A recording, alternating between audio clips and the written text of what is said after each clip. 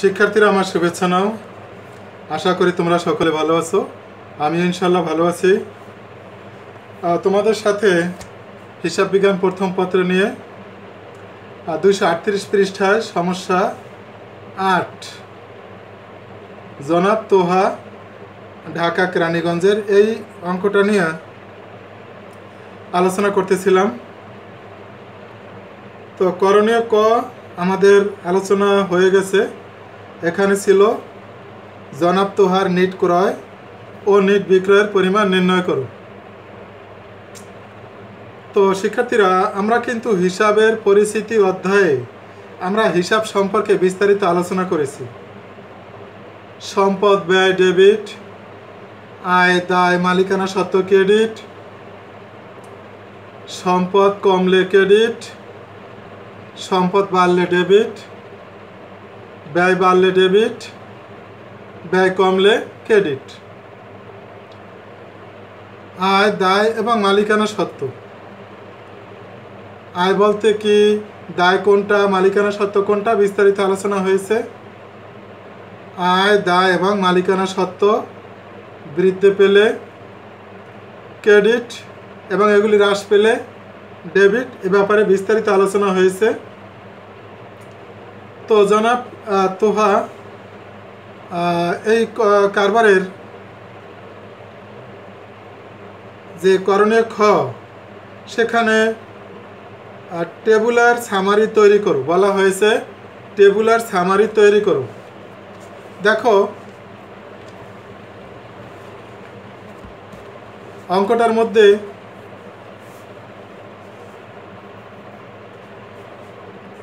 আজকে অঙ্কটা আমি তোমাদের সামনে উপস্থাপন করলাম, তোমরা একটু খেয়াল করো। আমি চেষ্টা করছি যাতে অঙ্কটা সম্পূর্ণভাবেই তোমাদের কাছে দৃষ্টিগোচর হয়। জনাব তোহা ঢাকা কেরানীগঞ্জের একজন খ্যাতনামা ব্যবসায়ী। তিনি 2016 সালের 1 জুলাই তারিখে নগদ 1,50,000 টাকা নিয়ে ব্যবসা আরম্ভ করেন। জুলাই মাসে তার ব্যবসায়ের সম্পত্তি লেনদেনগুলো ব্যবসায়ের সম্পাদিত লেনদেনগুলো নিম্নরূপ। এ কারণে এই সিস্টেমটা তোমাদের সাথে একটু আলোচনা করতেছি। বোর্ডে থাকলে তোমরা এই অঙ্কটা দেখতে পারো না, তোমরা যাতে অঙ্কটা দেখতে পারো সে কারণে আমি তোমাদের সাথে এভাবে শুধু প্রশ্নটা উপস্থাপন করেছি বা সরবরাহ করেছি, এভাবে যাতে তোমরা অঙ্কটা দেখতে পারো। তো কারো কোনো সমস্যা হচ্ছে না মনে করি। তো বোর্ডে অঙ্ক করালে ভালো না এভাবে অঙ্কটা দেখিয়ে তারপরে খাতা অঙ্ক করানো ভালো, সে ব্যাপারে তোমরা আমাকে একটু পরামর্শ দিবে। তোমরা যেটা চাও সেটা আমি করব। তো অঙ্কটা তোমরা দেখেছো, ভিডিওটা থামিয়ে প্রয়োজনে অঙ্কটা তুলে নেবে, অথবা বই আছে বাসায়, বইয়ের কাছ থেকে নেবে, সহযোগিতা নেবে। এই বইয়ের 238 পৃষ্ঠায়। তো পৃষ্ঠা নাও মিলতে পারে, কিন্তু জনাব তোহা অবশ্যই তোমাদের বইতে থাকবে। অনেক বইতে পৃষ্ঠা মিলে না, কিন্তু তাতে সমস্যা নেই, জনাব তোহা অবশ্যই থাকবে। তাহলে দেখো, এখন আমি একটু ছক অঙ্কন করি।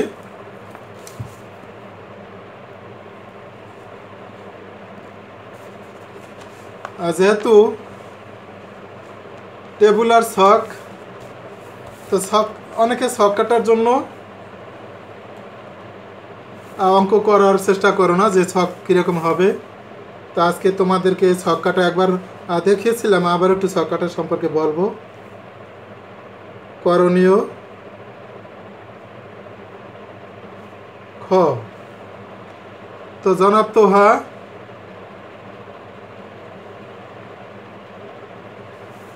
তোহা আমাদের কারবারের নাম।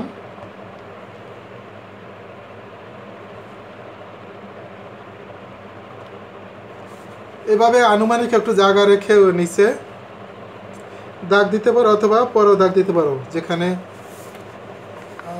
অঙ্ক করতে করতে তোমাদের অবশ্যই ধারণা এসে যাবে কোন জায়গায় কী পরিমাণ দাগ দিতে হবে। দেখো এটা মন্তব্য, এরপরে তারিখ, এটা তারিখ, এর ভিতরে আর কোনো ঘর নাই। তারপরে যেহেতু এটার নাম সমীকরণ, সমীকরণের সমান চিহ্নের জন্য একটা ঘর বানিয়ে রাখলাম, যদিও খুব একটা গুরুত্বপূর্ণ না। সমান চিহ্ন, যে দেখো সমান চিহ্ন দিলাম। এখন সম্পদের জন্য এই পাশের সবগুলি সম্পদ, অর্থাৎ এই সমান চিহ্নের বাম পাশে, আমার এটা বাম সাইড, এই সমান চিহ্নের বাম সাইডে সম্পদ রাখতে হবে এবং এই সমান চিহ্নের ডান পাশে দায় এবং মালিকানা সত্ত্ব দিতে হবে। আমি লিখব সম্পদ সমূহ আর দায় ও মালিকানা সত্ত্ব। মন্তব্য, তারিখ। তো দেখো ঘর কিন্তু একটু খেয়াল করো, ঘরটা কিভাবে কাটলাম। এটাই মোটামুটি ছক। এরপরে ভিতরে কি হবে কি না হবে সেটা আমাদের লেনদেন বলে দেবে। তা আমরা প্রত্যেকটা সমীকরণে দেখলাম যে নগদ ঘর তো অবশ্যই লাগে।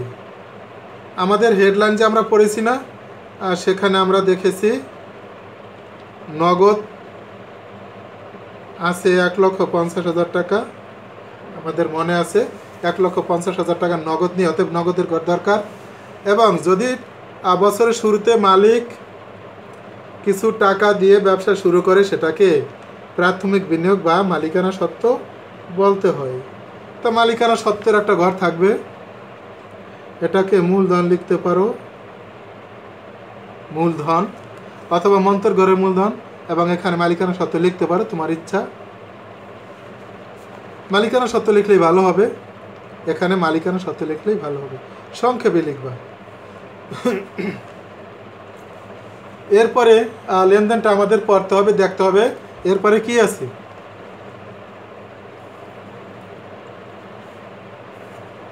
এরপরে আমি দেখতেছি জুলাইয়ের তারিখের ঘরে তারিখ লিখি 2016।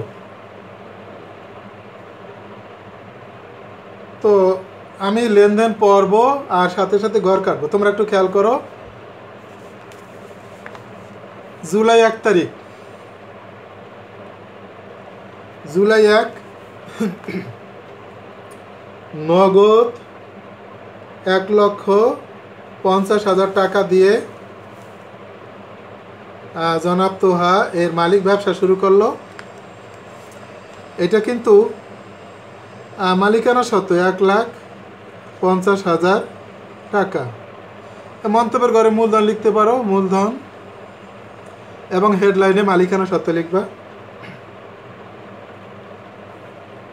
তো এরপরে একটা দাগ ইচ্ছা করলে দিতে পারো, এই দাগটা দেওয়া জরুরি নয়। এই যে মূলধন বা মালিকানা সত্ত্ব পর্যন্ত করবা।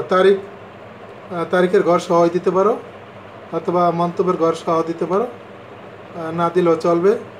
আর ঘরটা টাকার অঙ্ক যাতে এলোমেলো না হয়ে যায় সেজন্য এটা দেওয়া, এটা তো বাধ্যতামূলক নয়। এরপরে জুলাই 3,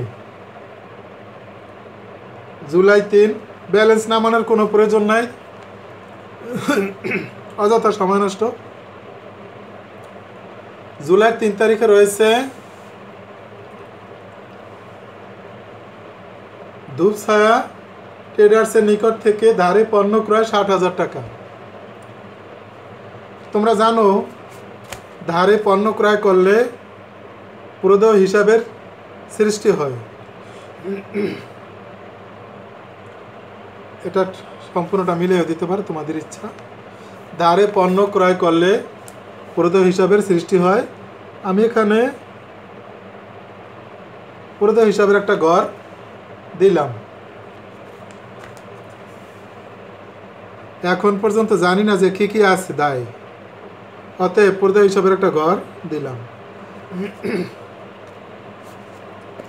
তাহলে দ্বারে পণ্য ক্রয় করলে পূর্ত হিসাবের সৃষ্টি হয়, তাহলে আমাদের পাওনাদারের সৃষ্টি হয়। তাহলে পাওনাদার বাড়লো বা পূর্ত হিসাব বাড়লো 60,000। তোমরা জানো ক্রয় দ্বারা ব্যয় বোঝায়, ব্যয় বোঝালে মালিকানা সত্ত্ব হ্রাস পায়।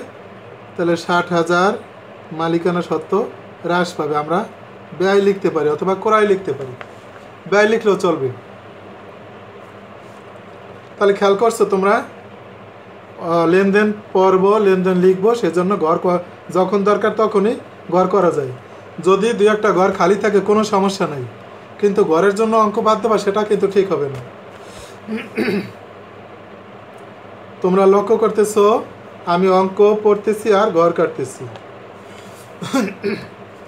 এরপরে 6 তারিখে রয়েছে আলিম এন্টারপ্রাইজের নিকট দ্বারে পণ্য বিক্রয় 75,000 টাকা। জুলাইয়ের 6 তারিখ ধারে পণ্য বিক্রি করলে কিন্তু প্রাপ্য হিসাবের সৃষ্টি হয়।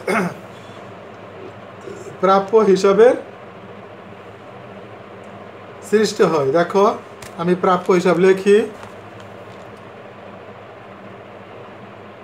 প্রাপ্য হিসাব লিখলাম। যারা জাবেদা পারবে বা হিসাবের সাথে পরিচয় থাকবে তারাই সমীকরণ পারবে। বাকিতে যদি বিক্রি করে দেনাদারের সৃষ্টি হয়, দেনাদার নাম হলো প্রাপ্য হিসাব। তাহলে 75,000 টাকার পণ্য বাকিতে বিক্রি করা হলো। আর একদিকে বিক্রেতার আয় বুঝায়, আয় বুঝাইলে মালিকানা সত্ত্ব বাড়ে। আয় বুঝায়, এখানে আয় লিখতে পারো, আয় বুঝালে মালিকানা সত্ত্ব বাড়ে। তাহলে আশা করি তোমরা বুঝতেছো। এরপরে দেখো 10 তারিখে নগদে পণ্য বিক্রয় 50,000 টাকা। নগদে পণ্য বিক্রয়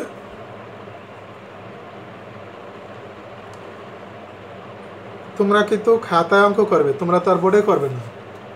তাহলে দেখো আশা করি তোমাদের ভালোই উপকার হচ্ছে যে খাতায় কিভাবে অঙ্ক করবা। নগদে 50,000 টাকা, এই যে নগদ বাড়ছে, এটা হলো নগদ।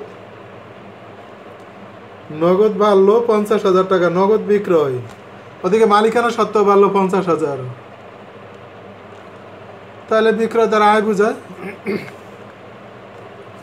তাহলে দেখো নগদ বিক্রয় হলো 50,000, নগদের ঘরে লিখলাম। অপরদিকে মালিকানা সত্ত্ব বাড়লো 50,000, মালিকানা সত্ত্বের ঘরও লিখলাম। এরপরে আছে 14 তারিখ ধূপছায়া ট্রেডার্সকে পণ্য ফেরত প্রদান 10,000 টাকা। দেখো এটা পুরাই ফেরত, কারণ জুলাইয়ের 3 তারিখে ধূপছায়ার নিকট থেকে এই কারবার পণ্য ক্রয় করছিল বাকিতে। এখন তাকেই আবার পণ্য ফেরত দেওয়া হলে পুরোদ বা পাওনাদার কমে এবং কারবারের ব্যয়ও কমে। তাহলে জানো এটা 14 তারিখ।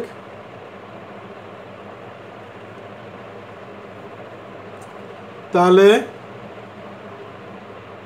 10,000 টাকার পণ্য ফেরত দেওয়া হলো। পণ্য ফেরত দিলে পাওনাদার কমে, আবার মালিকানা সত্ত্ব কমে। ব্যয় হ্রাস লিখতে পারো, ব্যয় হ্রাস। আমি হ্রাস লেখো তোমরা, আমি মাইনাস চিহ্ন দিয়ে দিলাম। ব্যয় হ্রাস। আবার বলি ক্রয় দ্বারা কিন্তু ব্যয় বাড়ে, ক্রয় ফেরত দিলে ব্যয় হ্রাস পাই। ব্যয় হ্রাস পাইলে তাহলে মালিকানা সত্ত্ব বাড়বে। এখানে আমি বন্ধনী দিয়ে একটা ভুল করলাম, এটা বন্ধনী হবে না, তোমরা বন্ধনী দিও না। এটা ব্যয় হ্রাস পাইলে তো মালিকানা সত্ত্ব বাড়ে, অতএব এটা বন্ধনী হবে না। তাহলে তোমাদেরকে আরেকটা কথা বলছি যে সমীকরণ ঠিক আছে কিনা এটা বোঝার জন্য তোমাদের একটা কাজ করতে হবে, যেমন উভয় সাইড সমান থাকতে হবে। তোমরা একটু খেয়াল করো, এই যে সমানের সাইডটা এই যে এটা সমান, অর্থাৎ তোমরা একটু খেয়াল করো, আমি যে এখন হিসাবভুক্ত করলাম 10,000, এই 10,000 কমছে, প্রদত্ত হিসাব কমছে, আর মালিকানা সত্ত্ব বাড়ছে। এই যে বাড়া এবং কমা কাটাকাটি গেলে 0 হয়। দেখো আমার সমীকরণের ডান সাইডে 0 এবং বাম সাইডেও 0, অতএব সমীকরণ শুদ্ধ, সমীকরণ ঠিক আছে। এরপরে আসি 20 তারিখে। 20 তারিখে আছে কি, নিম্নমানের জন্য আলিম এন্টারপ্রাইজ 5,000 টাকার পণ্য ফেরত পাঠায়।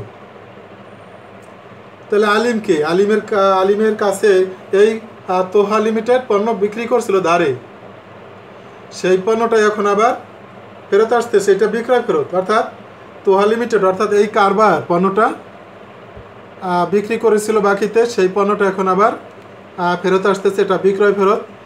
তা বিক্রয় ফেরত যদি হয় তাহলে এই প্রাপ্য হিসাব কমে এবং বিক্রয় মানে আয়ও কমবে, মালিকানা সত্ত্বেও কমবে।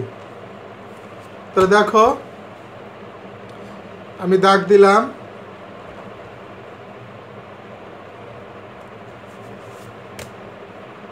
এটা হলো 20 তারিখ। কত টাকার পণ্য? 5,000 টাকার পণ্য ফেরত আসছে কারবারে, 5,000 টাকার পণ্য। তাহলে কি প্রাপ্য কমলো, অর্থাৎ দেনাদার কমলো, অপরদিকে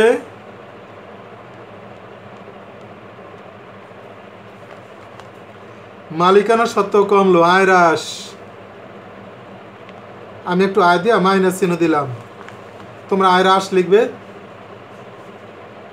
আবার বলছি এটা বিক্রয় ফেরত, বিক্রয় যখন হয়েছিল তখন দেখো আয় বাড়ছিল, তখন প্রাপ্য হিসাব বাড়ছিল, আয় বাড়ছে, মালিকানা সত্ত্বের সাথে যোগ করলাম। এখন আবার যেহেতু ফেরত, তাই প্রাপ্য হিসাব কমবে বা দেনাদার কমবে, আবার মালিকানা সত্ত্বেও কমবে, কারণ বিক্রয়দার আয় হয়েছিল, সেই আয়টা এখন ফেরত দিয়ে দিলাম, অতএব মালিকানা সত্ত্বেও কমবে, কারবারের আয়ও কমবে। আয় বাড়লে মালিকানা সত্ত্ব বাড়ে, আয় কমলে মালিকানা সত্ত্বেও কমে। এরপরে আছে 25 তারিখ, দুপছায়া ট্রেডার্সকে 3% বাট্টা সাপেক্ষে পাওনা টাকার অর্ধেক পরিশোধ করা হলো। তো দেখো এটা হলো 25 তারিখ।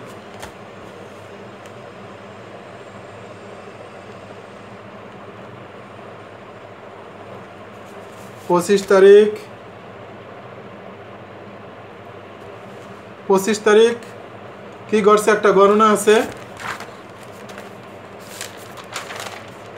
গণনাটা হলো এরকম যে দুপছায়া ট্রেডার্সকে 3% বাট্টা সাপেক্ষে পাওনা পরিশোধ। তাহলে দুপছায়া পাবে কত? দুপছায়ার কাছ থেকে পণ্য করা হয়েছিল, এই যে গণনা, পণ্য ক্রয় করা হয়েছিল 50,000 টাকার। একটু দেখো, 50,000 টাকার পণ্য ক্রয় করা হয়েছিল। এখন 3% বাট্টা তাদের কাছ থেকে 3% কম নিতে হবে, 3% কম নিতে হবে, টাকাটা হয় 1500। তাহলে 50,000 থেকে 1500 টাকা কারবার কম পাবে, তাদেরকে বাট্টা প্রদান করা হলো। 48,500 টাকা কারবার পাবে বা আদায় করবে, আর 1,500 টাকা ছেড়ে দিল, বাট্টা ডিসকাউন্ট দিয়ে দিল।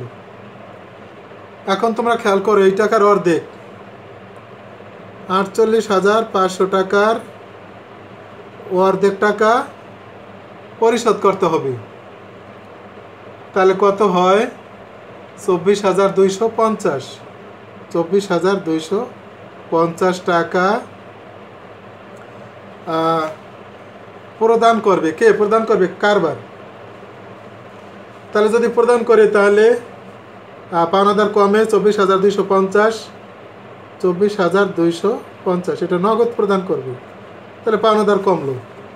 অপরদিকে 24,250 নগদ টাকাও কমলো। এ কারণে বিবরণী ঘরে তেমন কিছু লিখতে হবে না, আমরা মালিকানা সত্ত্ব বাড়লে কমলেই লিখবো, অন্যথায় লেখার দরকার নাই। মন্তব্যের ঘরে মালিকানা সত্ত্বের সাথে জড়িত আয় ব্যয় আমরা এবং মালিকানা সত্ত্ব যে ঘটনায় বাড়ে কমে সেগুলি আমরা ইঙ্গিত রাখবো, বাকিগুলোর ইঙ্গিত রাখার প্রয়োজন নেই। এখন দেখো 31 তারিখ ব্যক্তিগত প্রয়োজনে পণ্য উত্তোলন 5,000 টাকা। শিক্ষার্থীরা আমরা একটা চ্যাপ্টারে বেশি দিন ক্লাস নিতে পারি না, আমাদের অনেক চ্যাপ্টার রয়েছে, তো তোমরা বাসায় বসে বেশি বেশি অঙ্ক করবে। অনেকগুলি অঙ্ক, যে অঙ্কগুলি বুঝালে তোমরা অনেকগুলি অঙ্ক পারবে, আমরা সাধারণত সেই অঙ্ক বুঝাই থাকি। তোমরা বাসায় অঙ্ক করে এগিয়ে যাবে, সব অঙ্ক কিন্তু করা সম্ভব নয়। তোমরা খেয়াল করো যে ধাপে ধাপে আমাদের এগোতে হচ্ছে। একটা অঙ্ক নিয়ে 2-3 দিন আলোচনা করা লাগতে পারে, এতগুলি ক্লাস এতগুলি দিন আমাদের থাকে না। অতএব উদাহরণ অঙ্ক অনলাইন ক্লাসে বুঝে উদাহরণ অঙ্কগুলি করবে এবং তোমরা উদাহরণ অঙ্কগুলি শেষে আবার সমস্যায় চলে যাবে, সমস্যাগুলি বই থেকে অঙ্ক করবে। দেখো 31 তারিখে কি আছে? ব্যক্তিগত প্রয়োজনে পণ্য উত্তোলন 5,000 টাকা। তাহলে যদি ব্যক্তিগত প্রয়োজনে পণ্য উত্তোলন করে তাহলে 5,000 টাকা মালিক, 5,000 টাকার পণ্য মালিক নিয়ে গেল, এতে মালিকানা সত্ত্ব কমবে। দেখো এখানে লিখতে পারো মালিকানা সত্ত্ব হ্রাস। এরপর একটা ব্যাপার খেয়াল করো, যেই পণ্যটা ক্রয় করে কারবার এনেছিল সেখান থেকে মালিক নিয়ে গেছে, তাহলে ক্রয় কমছে, যেভাবেই হোক ক্রয় কমছে। অতএব ক্রয় তো ব্যয় ছিল, এখন ব্যয় কমছে, তাহলে বলতে পারো ব্যয় কমলে মালিকানা সত্ত্ব বাড়ে। আবার 5,000 টাকা লিখে লাগবা ব্যয় হ্রাস। একই ঘরে, ঘরগুলো একটু বড় করে করে তোমরা, একই ঘরে মালিকানা সত্ত্ব হ্রাস, আবার একটু নিচে একই ঘরে মালিকানা সত্ত্ব বৃদ্ধি, এভাবে তোমাদের লিখতে হবে। এখন তোমরা ক্যালকুলেটর নিয়ে এভাবে করো, আমি যেভাবে করতেছি তোমরা সেভাবে চেষ্টা করো। দেখো যদি যোগ বিয়োগের কাজ আস্তে আস্তে করতে তাহলে কিন্তু সময় লাগতো, প্রত্যেকটাই যোগ বিয়োগ করে প্রত্যেকটাই ব্যালেন্স বের করা লাগতো। আমি এখন একসাথে ব্যালেন্স বের করি, তোমরা একটু খেয়াল করো। 1,50,000 1,50,000 যোগ 50,000, দেখো ব্র্যাকেট অর্থাৎ বিয়োগের বন্ধনী দেওয়া আছে, বিয়োগের 24,250 বিয়োগ 24,250, তাহলে নগদ 1,75,750, 1,75,750। একটা টান দাও। এরপরে 75,000 থেকে 5,000 বিয়োগ করো, 70,000। দেখো 1,75,000 যোগ 70,000 যোগ 2,45,750। তোমরা এভাবে লিখতে পারো 2,45,750 টাকা। এই দাগগুলো না দিলে চলতে, শেষের যাক। এখন এটারে ক্লোজ করে দিতে পারো। আসলাম দায় পাশে, আর দায় পাশে লক্ষ্য করো 60,000 পুরোদহ হিসাবের ঘরে 60,000। ধৈর্য ধরে অঙ্ক করলে অঙ্ক বোঝার চেষ্টা করতে হবে, ধৈর্য ধরে করলে অঙ্ক বুঝবা। এখান থেকে দেখো বন্ধনী আছে 10,000 অর্থাৎ বিয়োগের 10,000। তারপরে আছে 24,250, 24,000 একটু অন্য ঘরে ভুলে চাপ দেওয়া হয়েছে, 60,000 বিয়োগ 10,000 বিয়োগ 24,250, 25,750, 25,750। দেখো এইভাবে তুমি যদি মালিকানা সত্ত্বের ঘর এইভাবে যোগ বিয়োগ করো 2,20,000 হবে। এরপরে দেখো তুমি এভাবে একটা টান দিতে পারো, যোগ করলে 2,45,750 হবে। 2 লক্ষ, এই দেখো 2 সাইড সমান 2,45,750। এভাবে আমাদের সমীকরণটা শেষ করতে হবে, 2 সাইড সমান হবে। তো শিক্ষার্থীরা তোমরা ভালো থাকো, সুস্থ থাকো। করোনাকালীন এই সময়ে আমাদের মাস্ক অবশ্যই ব্যবহার করতে হবে।